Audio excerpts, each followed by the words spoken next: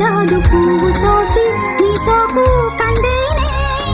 వెలికిరాని వెర్రి ప్రేమ కన్నీటి ధారలోన కరుగుతున్నది నాదు శోకమోపలేక నీ గుండె బాధపడితే తాళనన్నది మనుషులెరుగలేరు మామూలు ప్రేమ కాదు అగ్ని కంటే స్వచ్ఛమైనది మమకారమే ఈ లాలి పాటగా రాసేది హృదయమా